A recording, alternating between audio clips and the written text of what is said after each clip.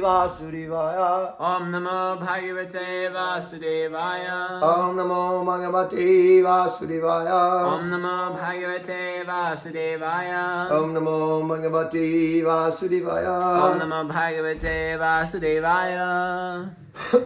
So we're reading from the second canto, chapter 10, text 14, 15, 16. Aridaiva matadhyatmam Aribhutam iti prabhu Aitaikam paurusham vidyam Tridha vidyata tachanu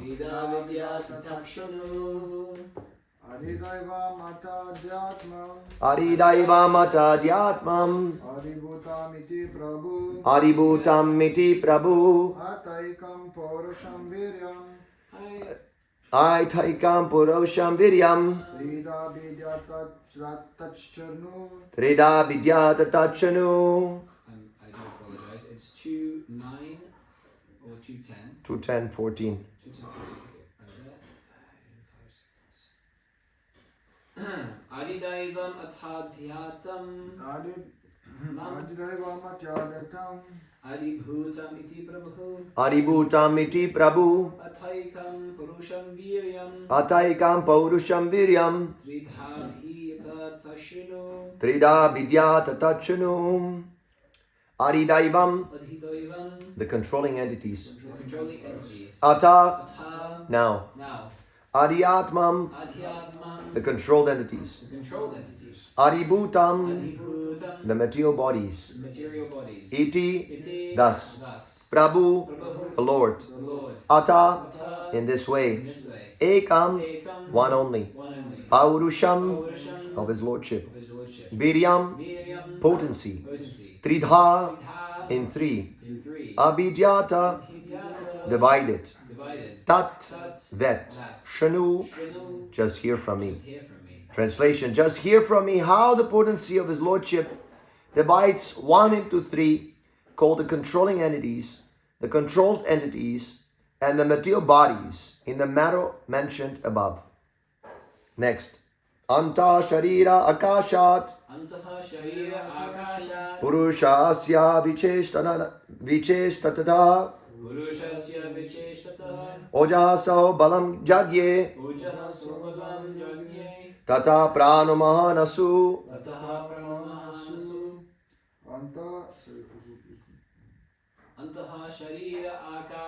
Anta sharira akashat Purushasya vichesatata Ojasaho balam jagye Tata pranamahan asuhu Antaha sharira akashat Purushasya vichestataha Ojaha saho balam yagye Tata pranamahan asuhu Antashariri, within the body. Akashat, from the sky. Purushasya, of Mahavishnu. Vichestataha, while so trying or willing. Ojaha, the energy of the senses. Saha, mental force. Balam, bodily strength. Jagne, generated. Tataha, thereafter. Prana, the living force. Mahanasuhu, the fountainhead of everyone's life. Translation. From the sky situated within the transcendental body of the manifesting Mahavishnu, sense energy, mental force, and bodily strength are all generated, as well as the sum total of the fountainhead of the total living force. Anuprananti amprana Pranantam sarvajantushu Apanantam apananti Naradevam ivanugaha Anuprananti yam pranaha. Anuprananti yam prana. Pranantam sarvajantushu. Pranantam sarva jantusu. Apanantam apananti. Apanantam apananti. Naradevam ivanugaha. Naradevam ivanugaha. Anuprananti ampranaha. Anuprananti yam pranaha. Pranantam sarvajantushu. Pranantam sarva jantusu. Apanantam apananti. Apanantam apananti. Naradevam ivanugaha. Naradevam ivanugaha. Anuprananti. Anuprananti. Follow the living symptoms. Follow the living senses. Yam. Yam. Whom? Whom. Prana. Prana. Senses. Senses. Pranantam. Pranantam. Endeavoring. Endeavoring. Sarva jantushu. Sarvajantushu. In all living entities. In all living entities. Apanantam. Apanantam. Stop endeavoring. Stop endeavoring. Apananti. Apananti. All others stop. All others stop. Naradevam. Naradevam. A king. King. Eva. Eva. Like. Like. Anugaha. Anugaha. The followers. The followers. Translation. As the followers of a king follow their lord, similarly, when the total energy is in motion, all other living entities move. And when the total energy stops endeavoring, all other living entities stop sensual activities.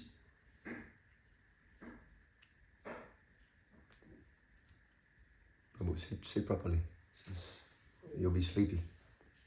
Purport by His Divine Grace, A.C. Bhaktivedanta Swami Prabhupada Ki Jai. Jai. The individual living entities are completely dependent on the total energy of the Supreme Purusha. No one has independent existence, just as no electric lamp has independent effulgence. Each and every electrical instrument depends fully on the total powerhouse. The total powerhouse depends on the reservoir of water for generating electricity.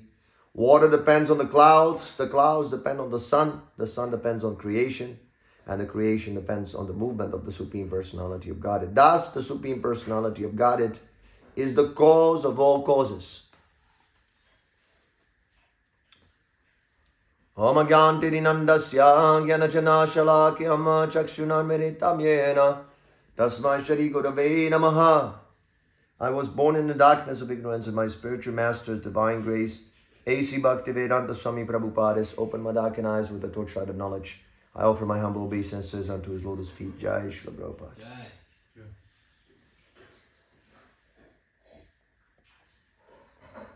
So, is anyone tagging? I'm doing it now. Yeah, you can tag Dora Mataji. Okay. She likes to hear the class.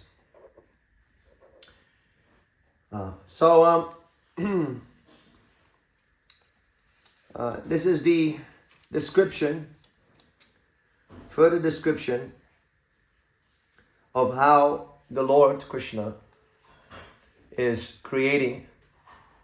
Thank you, Mark. The Lord is creating in so many different ways. Here it is said in the text 14. His Lordship divides one into three. What are these three? The controlling entities, the controlled entities, and the material bodies. Adidaivam is the controlling entities. Adiyatmam, the controlled entities. Adibhutam is the material bodies. So these are also the threefold miseries.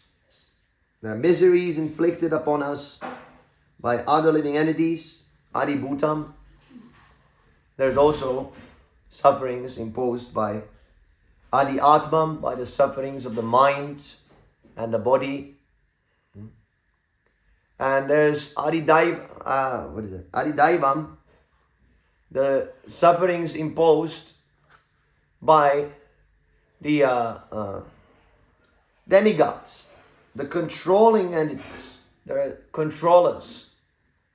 Just like every part of your body, the movement that you do is controlled by a particular demigod, by a particular deity. This is all explained in the Srimad Bhagavatam. There is a particular deity corresponding to a particular function of the body, just like moving the eyelids, or breathing, or sweating. You're not controlling these things. Digestion. You're not controlling your digestion. So, but it doesn't work automatically. This is the foolish atheistic, illogical theory. That things are moving by accident, accidental theory. There's always a controller. But why we cannot see the controller? Because the control is so subtle.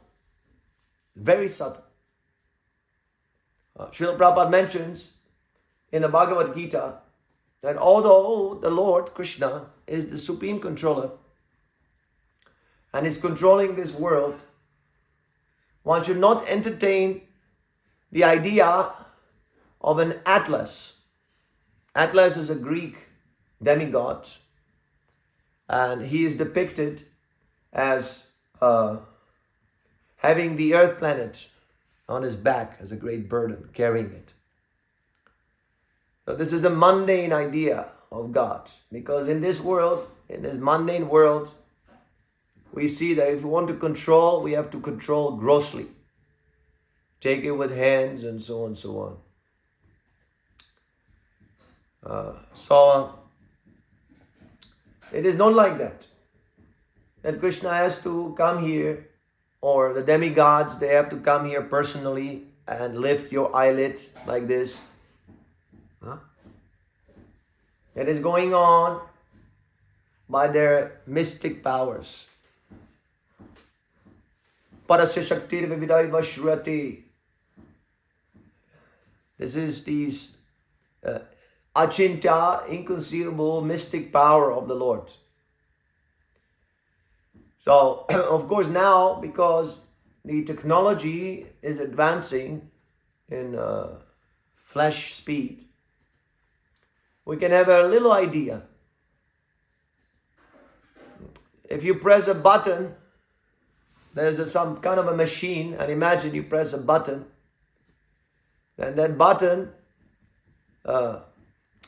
generates a movement, and then that movement puts the engine into order, and things are going on with the machine. By one button, everything is triggered. All the chain of action and reaction is triggered. So similarly, this is how it is being controlled, this material world. You can have a little idea by observing a button of some mundane machine. At the beginning of creation, Krishna pushes the button, and that push creates another push, and another push, another push, another push, another push.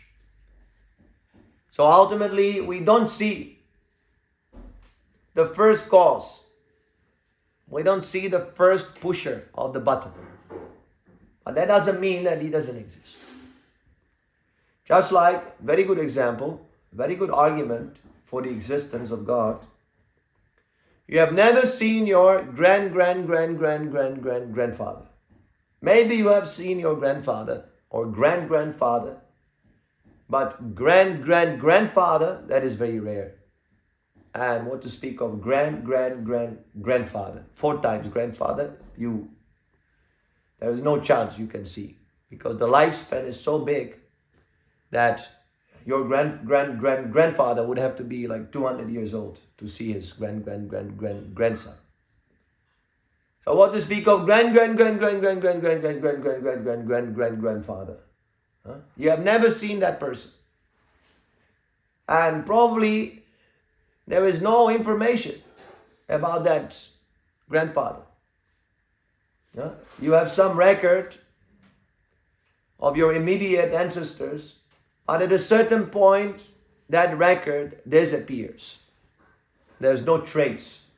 You do not know. I remember my father, he had this hobby tracing out the family tree.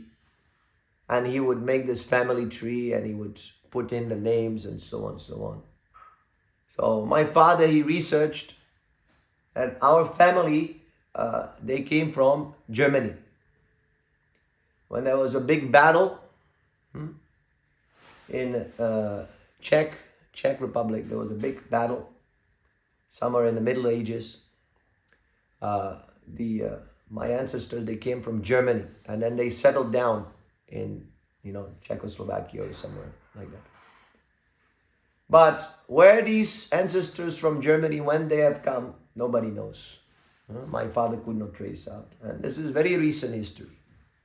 Imagine, from the Vedas, we know that this civilization has been here for millions of years. Although the modern anthropologists, historians, archaeologists, they say, only recently, Homo this, Homo sapiens, Homo this, Homo that. They're very much fond of Homo.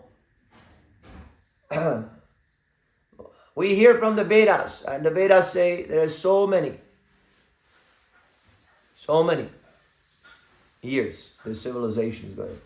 For millions of years. Lord Ramachandra, he appeared in Treta Yuga. So that was, 2 million years ago? Something like that. 2 million years ago. Just imagine how many grandfathers you had. So just because you cannot see that very, very distant grandfather doesn't mean that he didn't exist. How do we know that he existed? How do we know this? We have no trace, no evidence. If I ask you, give me proof that your grandfather existed. Give me some proof. I want to see some photograph or his signature or his hair samples or his skeleton. Show me. Can you show? Dhananjaya, can you show me? No, Maitreya. Let's say the time of Jesus Christ, the year 0. There must have been your ancestor at that time living, right? Hypothetically, we can understand that there must have been an ancestor at that time living, your ancestor. But do you know anything about an ancestor? Nothing. Can you prove that he existed? Yes, you can prove. You are the proof. You are the proof, because if your ancestor didn't exist, you would not exist. That is the proof. Because you exist, that is why God exists. It is very simple. The proof is right in front of your eyes. If you're looking in a mirror, that is the proof of God. You are the proof of God. Even in the Bible, it is said that man has been created in God's image. And by observing yourself, your material body, you can understand a little bit about God by simple deduction.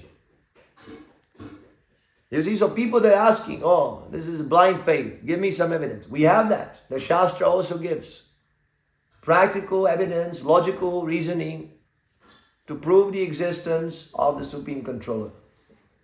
That is why the Vedas are not blind.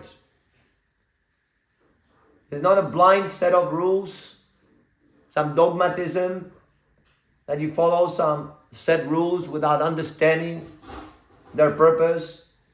And when someone asks you, you simply become agitated and you want to kill him, drop a bomb on his head. The Vedic culture is not so primitive. Not at all primitive. The most advanced. And it is passed down, the knowledge is passed down through hearing from the spiritual master. So, Krishna, he creates through all these Adidaivikam, Adiyatmikam, Adibhotikam. And the living entities, they get the opportunity to exercise their free will and enjoy, so-called enjoy in this world, until they realize, by prolonged suffering, they come to their senses, they realize this is not a place where I want to be. Something is missing here, the missing piece of a puzzle. What is that missing? Krishna consciousness. That is the missing piece of the puzzle. You can try in so many different ways, You can get a nice house, nice family, nice wife, nice husband, nice this, nice everything nice. Nice country. See, so many requests we're receiving. Prabhu, can you give me visa? Many friends from India are asking for visa. But they don't realize that in this Western world also, there is the same suffering. Birth, death, old age, disease. You cannot avoid. It is foolishness that you're wasting your time trying to avoid some insignificant suffering, like lack of money or something. This is insignificant suffering. If you're dead, what will money help you? There's so many people rich and they get some disease, cancer, and they have to go. Kiss goodbye. Get out. You're kicked out. And you have to take another body. Tata dehantara prapti. You cannot refuse. You must take another body. As soon as the superintendent of Yamaraj, the demigods, when they decide, okay, it's time to move on, you cannot refuse. Oh, I don't want to go into a body of a dog. You must. You must, because you will live like a dog. When the devotees invited you to hear the Srimad Bhagavatam, you gave preference to eating, sleeping, sex, and fighting. So you're a dog. Although we might have a human form, by activities, you're doggish. You exhibit doggish mentality. So you will get the body of a dog, at least according to the statement of the Srimad Bhagavad Gita, according to the statement of the Supreme Controller, Krishna. Yam yam vapi smaran bhavan tyajitanti kalivaram tam tam nivaiti konte ya saratat bhava bhavita. Whatever state of mind you have at the time of death, that body will get without fail. Krishna says, without fail. You can cheat the government, you can cheat your parents, you can cheat the devotees also, but you cannot cheat Krishna, because Krishna resides in the heart. So this idea of independence, that I am independent, I am not controlled, is the most foolish idea. Always, you're always under control, always. If not by Krishna, then by Maya. You must be controlled, because that is your constitutional nature. Manava jiva bhuta jiva loki sanatana manasastrani nindriyani pakitistani karshati. These living entities are simply my fragmental parts and parcels. You're never the controller, you're never the enjoyer, you're never the director, you're never the supreme. The more you try to achieve these false ideas, the more you become entangled in the material nature. So there is the Supreme Controller. Don't be misguided by bogus philosophies. And your duty is to serve Him. Just like this phone, this camera. There's so many tiny little nano parts that make this streaming possible. So every little tiny nano part of that phone, of that camera, is performing its duty. That is called dharma. Sanatana dharma. That is our eternal duty, to serve the Lord. And if you don't serve the Lord, then immediately the Lord, Krishna, He enwraps you in the material energy, and then you have to serve the material energy without any break. There's no break. The material energy is just like a nurse. Sometimes when the child is very naughty, the mother gives the child to a nurse. However, the nurse doesn't give so much emotional dedication to the baby, because she's not the real mother. So she's handling the baby a little roughly, a little ruffiness. Similarly, the material nature is foreign to us. This is foreign. In India, there are many people who worship Mother Durga. There's Durga Puja, there's Puja. Gangamani, she knows very well in Bangladesh. Durga. They're called Shaktas. These people who worship Mother Nature, they're called Shaktas. It's called Shakti Upasana. The worship of Shakti. So, but the Shakti, this is the Durga. Durga also means very difficult, very hard. So, she is like a nurse without any feeling. She handles the living entities very roughly, without any compassion. Sometimes people say, oh, why there's so much suffering in this world? Why God allows this? Why is He so cruel? So that is not God, that is governed by Shakti, by Durga. That is Durga's business to chastise. Because you are a rascal, you don't want to surrender to Krishna. So you are being chastised, the punishment. This world is not for enjoyment, it is for punishment. The more you enjoy, the more you fall into this illusion that I am the enjoyer, I am sense gratifier, this is my country, this is my body, this is everything very nice I have. The more you become chastised later on. So don't be foolish. Don't touch that Maya. Don't touch it, don't see it, don't smell it, don't hear it. The senses are interrelated with the material energy. So you have to restrain the senses. Now, this is nonsense. Everything in this world is for Krishna's enjoyment, not for my enjoyment. It is for Krishna. I have no right to enjoy the material energy. But if you become illusioned, if you fall into this trap, then the Durga will kick. She will give you a nice kick. That kick we see in material nature, in the life of donkeys.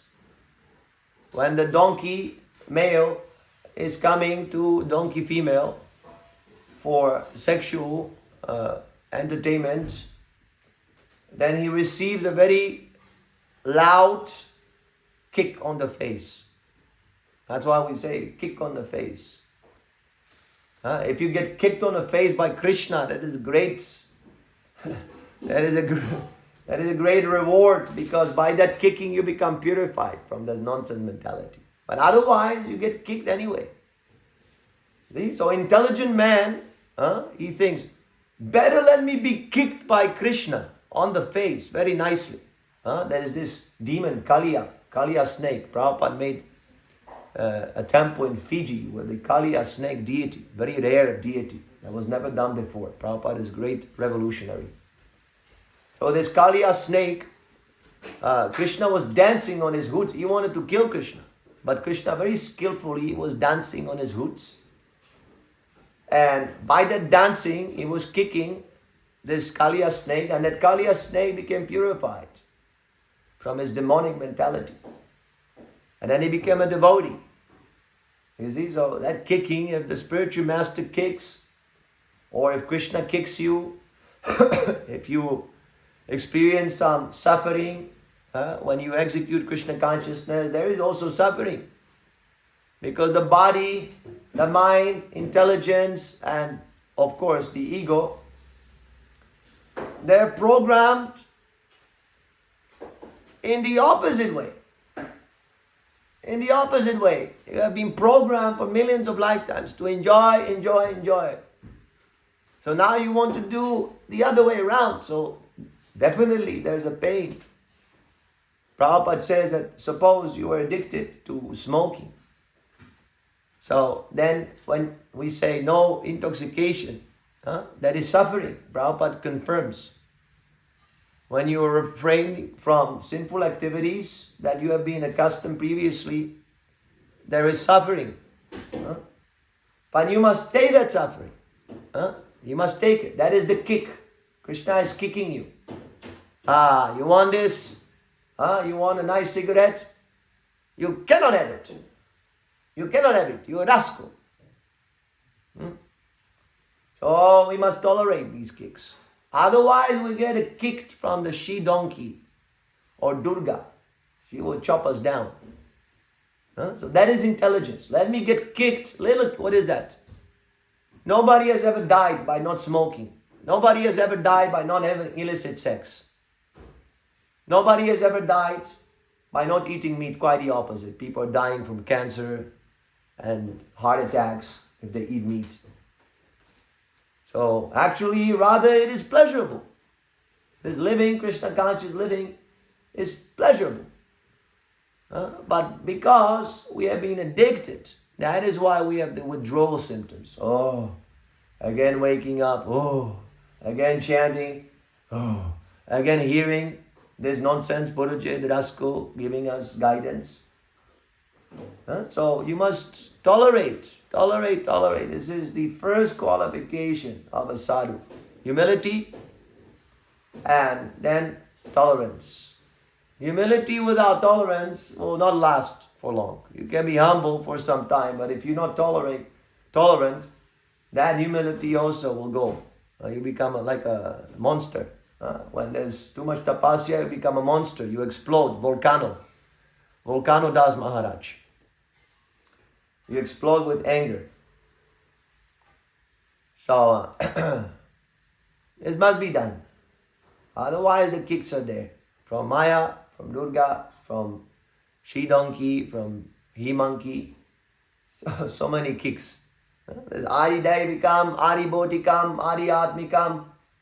You're surrounded, suffering from all sides.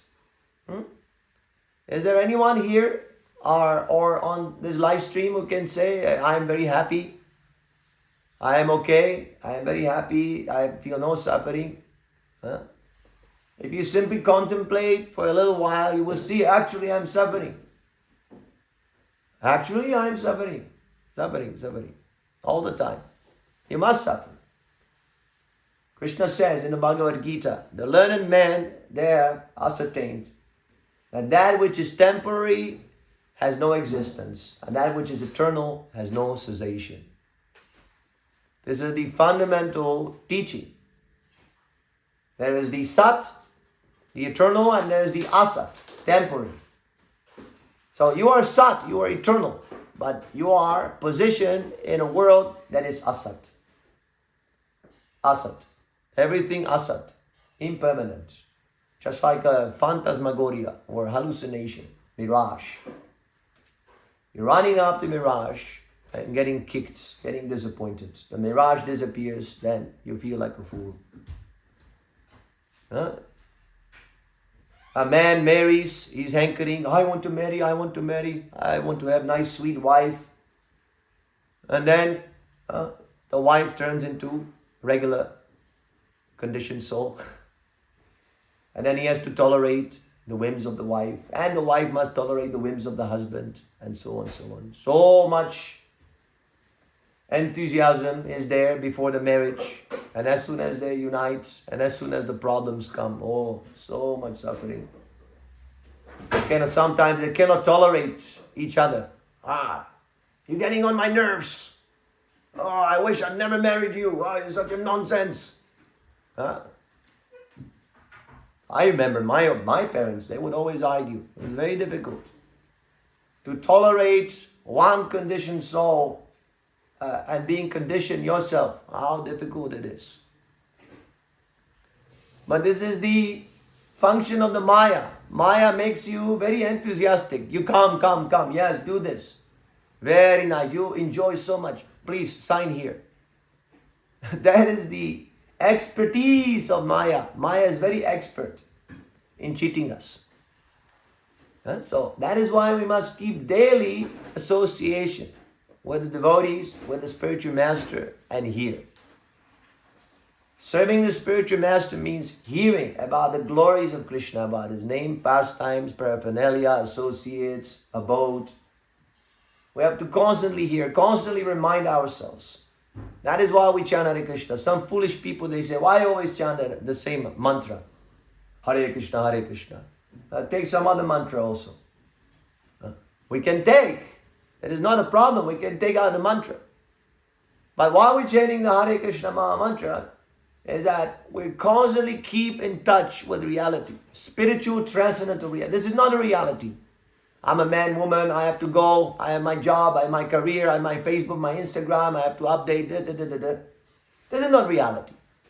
This is illusion. And this illusion will be over. As soon as you die, it's all gone. But this Hare Krishna and your devotional service, this will go on. Even if you do not achieve perfection, you will go on in your next life. It will continue.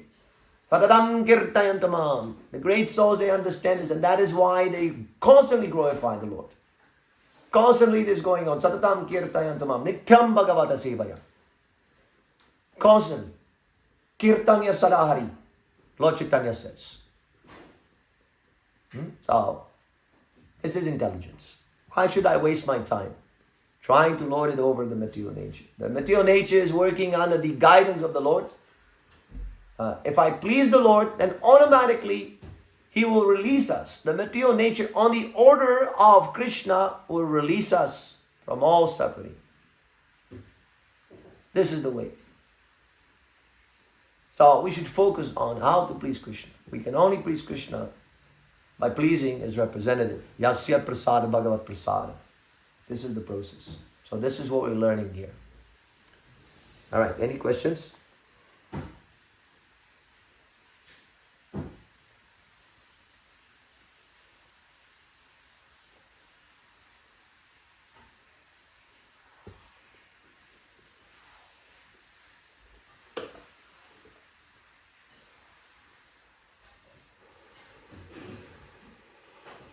Hare Krishna, Elisa.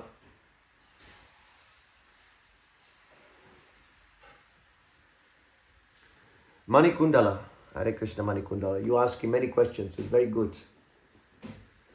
So Manikundala says, He is the supreme controller, but why everyone has different faith, but the direction is also for Krishna, aside from He gave us a free will?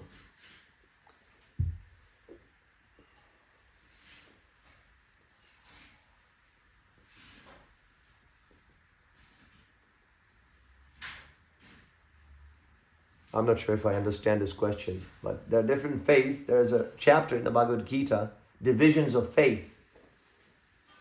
So, different types of faith because there are different types of desires. See, those people who want to have sense gratification, they will have unflinching faith in the scientists who say that, oh, I'll give you this nice sense gratification, that sense gratification. There is no God. You don't have to worry about sinful activities. So they will have unflinching faith. Whatever the scientists say, they will accept. And those who want to get out of this material world, they will have unflinching faith in Prabhupada. So it's a question of desire. And Krishna allows. You can have whatever type of faith you want. You can have that. But that doesn't mean that all achieve perfection. And those who are after temporary things, they will have to go through some purification. So, along with faith, we must cultivate knowledge. That is very important. Knowledge. Faith is good, but if it's not backed up by knowledge, it is simply fanaticism.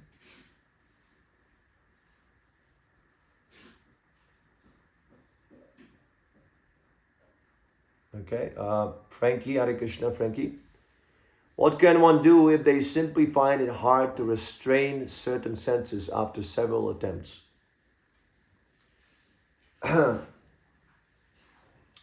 One should not be disappointed. This is natural.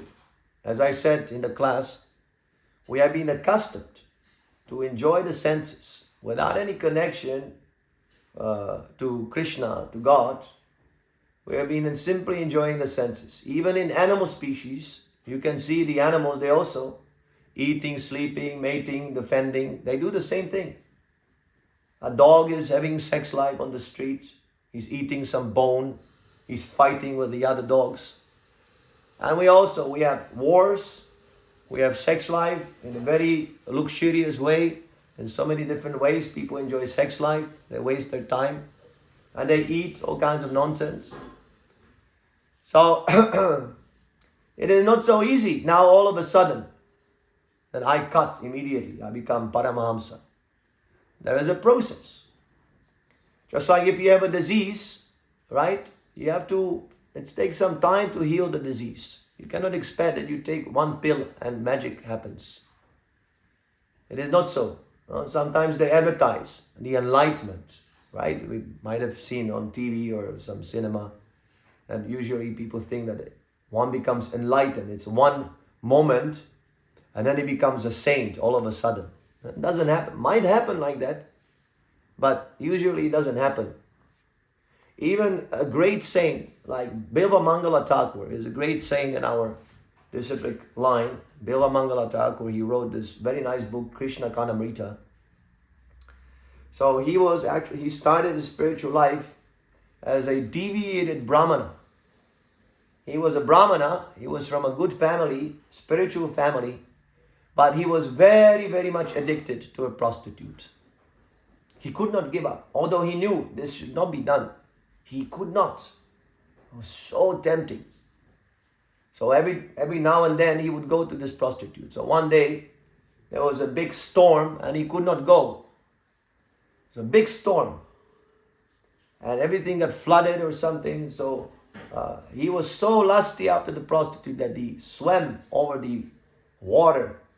And he took a dead body to sail over that water.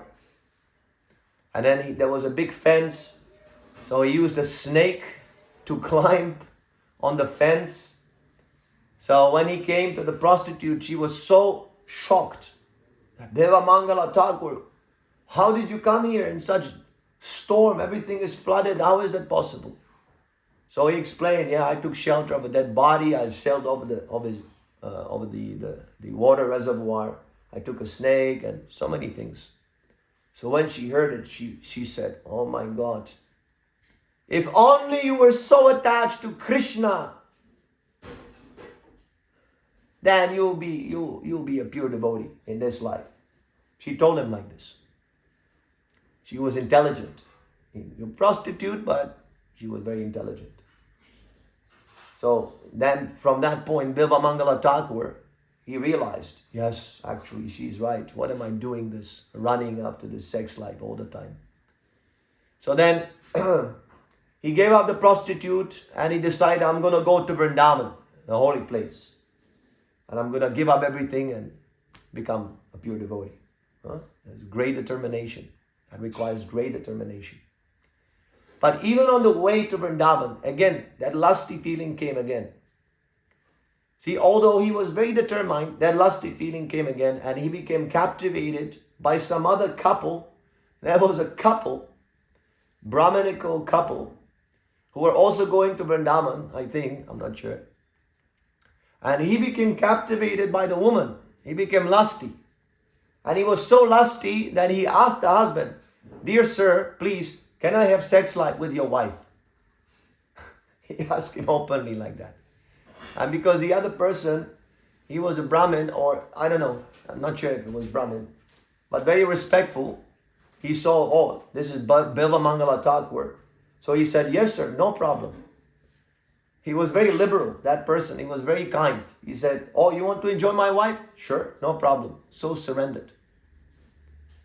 So then there was an arrangement. Bilva Mangala Thakur was supposed to come to have sex life with that woman. She also agreed, very surrendered. And then Bilva Mangala Thakur came to his senses. And he realized, what am I doing? Asking this man to enjoy his wife. I'm crazy. So when he came to the woman, he said, please, dear lady, can I have your hairpin? Because the girls, they put the pin into the hair. She said, why? Just give me, don't mind. And the girl, she gave him the pin. And when she gave him the pin, the Bilva Mangala Thakur, he plucked out his eyes with the pin. And these nonsense eyes have been always dragging me into this sex life. I pluck out his eyes and he became voluntarily blind. Don't do that, Frankie or whoever. It's not necessary. But the pastime shows us that, it takes some a few attempts. You can't expect miracles right after the first attempt. And Srila Prabhupada gives this wonderful analogy. The baby is trying to walk, right? A small baby is trying to walk, but so many times he falls down. He falls down one time, second time, third time, so many times he falls down. But he keeps on trying. See, that is important. You have to keep on trying. Don't give up your endeavor. Don't be lethargic. Oh, I'm a nonsense and this and that. Yes, we're all nonsense. That's why we are here in this material world, because we're all nonsense. What is the use of lamenting? I'm a nonsense. Everybody is a nonsense here. You're not anything special. But don't be a nonsense. Pull yourself together and walk. And walk. And ultimately you will walk and you will run and you will fly. Fly back home, back to Godhead. So don't be lethargic. Go on attempting. Alright?